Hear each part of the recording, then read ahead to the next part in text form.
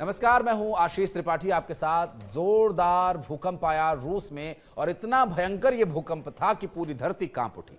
रूस के कामचटका प्रायद्वीप के प्रशांत तट पर बुधवार 8.7 की तीव्रता का भूकंप मापा गया और भूकंप के बाद पूरे इलाके के लिए सुनामी की चेतावनी जारी की गई है। भूकंप और सुनामी का असर जापान तक में देखने को मिल सकता है और रूस के कामचटका प्रायद्वीप के प्रशांत तट पर आए इस भूकंप से बड़ी तबाही के संकेत हैं, क्योंकि रेक्टर स्केल पर इसकी तीव्रता 8.7 मापी गई है।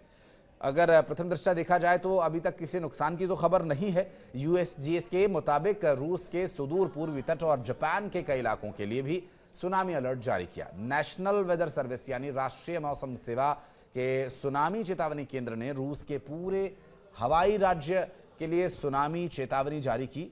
यूएसजीएस के अनुसार भूकंप इतना मजबूत था, उथला था कि इससे सुनामी भी आ सकती है।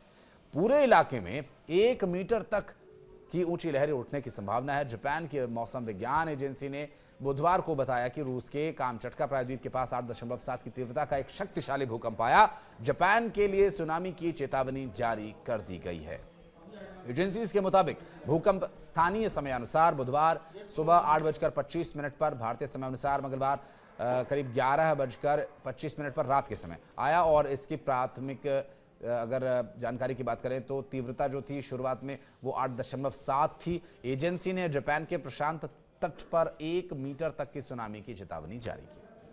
हालांकि अभी तक किसी तरह का कोई नुकसान हुआ या नहीं हुआ इस बारे में कोई डिटेल्स तो नहीं आ पाई हैं, लेकिन जापान के एनएचके टेलीविजन के अनुसार भूकंप जापान के 4 बड़े द्वीपों में से सबसे उत्तरी द्वीप होक्काइडो से लगभग 250 किलोमीटर यानी 250 किलोमीटर लगभग 160 मील दूर था और इसे केवल हल्का महसूस किया गया। अमेरिकी भूवैज्ञानिक सर्वेक्षण ने यह कहा कि भूकंप 19.3 किलोमीटर यानी लगभग 12 मील की गहराई पर आया है और रूस की ओर से कामचटका पर पड़ने वाले प्रभाव के बारे में तत्काल कोई जानकारी नहीं मिल पाई है। दरअसल रूस के पूर्वी तट पर 8 की तीव्रता वाले भूकंप के बाद सुनामी की चेतावनी जारी की गई, क्योंकि जब भूकंप टेक्टोनिक प्लेट्स के टूटने, सरकने या टकराने की वजह से आता है तो अगर उसका केंद्र समुद्र के किसी गहरे तट में है, उसके भी नीचे है, तो इसका असर समुद्र की लहरों पर भी देखने को मिलता है और जो कि खतरनाक कई बार साबित होता है। हालांकि ये तीव्रता काफ़ी अधिक थी, इसलिए ज़्यादा इसकी समस्या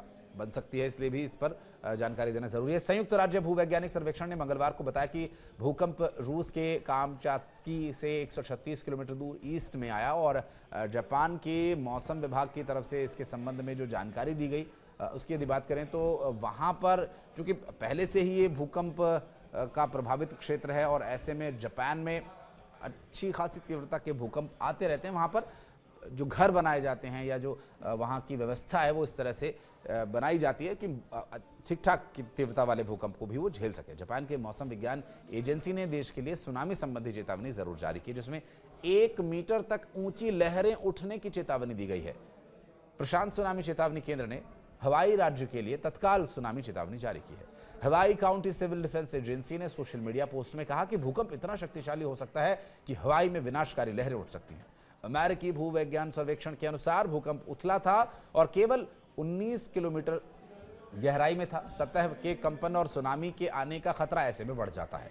और इसके अलावा एजेंसी की रिपोर्ट यह है कि ज्वार के स्तर से 0.3 से 1 मीटर तक ये लहरें उठने की आशंका है। ये लहरें चुऊक, कोसरे, मार्शल द्वीप समूह, पलाऊ और फिलीपींस के कुछ हिस्सों तक पहुंच सकती है। जापान के प्रधानमंत्री शिगेरू इशिबा को भूकंप के बारे में जानकारी दे दी गई है और इसके तुरंत बाद सरकार ने जानकारी इकट्ठा करने और प्रतिक्रिया की योजना बनाने के लिए एक आपातकालीन समिति का गठन किया। हालांकि रूस के क्षेत्रीय गवर्नर ने प्रारंभिक रिपोर्ट्स का हवाला देते हुए कहा कि भूकंप से अब तक किसी के हताहत होने की कोई सूचना नहीं है। हालांकि प्रभावित क्षेत्रों में किंडरगार्टन क्षतिग्रस्त होने की भी बात सामने आई थी। इसके पहले जुलाई की शुरुआत में कामचत्की के पास समुद्र में 5 शक्तिशाली भूकंप दर्ज किए गए थे, जिनमें से सबसे ज्यादा जो तीव्रता वाला था वो था 7.4 का। अब आप अंदाजा लगाइए कि इस बार तो 8.78 के आसपास ये तीव्रता करीब मापी गई थी और सबसे बड़ा भूकंप 20 किलोमीटर की गहराई पर आया था, जो कि करीब 1,80,000 की आबादी वाले पेट्रोपाव्लोव्स्क कामचत्स्की शहर से 144 किलोमीटर पूर्व में आया था। 4 नवंबर 1952 को कामचत्स्की में 9 तीव्रता के भूकंप का नुकसान हुआ था। हालांकि हवाई में 9.1 मीटर ऊंची लहरें उठने के बावजूद सब सुरक्षित थे। ये एक अच्छी बात है। तो तैयारियां तो रहती हैं, क्योंकि तटीय क्षेत्र हैं तो काफ़ी हद तक तैयारियां रखनी पड़ती हैं और इन तैयारियों से काफ़ी मदद मिलती है लोगों की जान बचाने में, क्योंकि लोग तैयार हैं तो ये जो स्थिति है उससे वो निपटने के लिए प्रशासनिक स्तर पर भी प्रयास करते हैं और ख़ुद भी लोग अपने अपने स्तर पर तैयारी करके रखते हैं। जापान हो गया, कनाडा हो गया, अमेरिका हो गया, हवाई वाला जो इलाका है, रूस का जो तटीय इलाका है, ये सभी वो इलाके हैं जो अक्सर इस तरह की स्थिति से, और खास करके जापान तो बहुत ज़्यादा सतर्क रहता है इस तरह की परिस्थिति से निपटने के लिए। बहुत नुकसान उसने ऐसे मामलों में झेला है। बहरहाल ये थी मौसम की वो स्थिति जिससे आप समझ सकते हैं कि रशिया में जो भूकंप आया और जापान पे क्या इसका असर हो सकता है। लेकिन हाँ, अभी एक महत्वपूर्ण बात यह है कि टेक्टोनिक प्लेट्स कहीं भी सरकती हैं, भारत में भी आते रहते हैं भूकंप, और भारत जो कि घनी आबादी वाला राज्य है तो हमें भी तैयार रहना होगा भूकंप से किसी भी परिस्थिति से निपटने के लिए।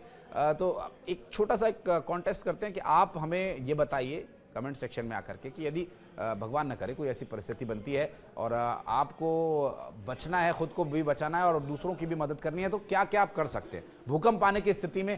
पहली वो 5 बातों का क्या हमें ध्यान रखना होता है, आप अपने कमेंट सेक्शन में बताइएगा हमें, और फिर हम आपको नाम मेंशन करेंगे अगली वीडियो में। और बहुत धन्यवाद यहाँ तक वीडियो देखने के लिए।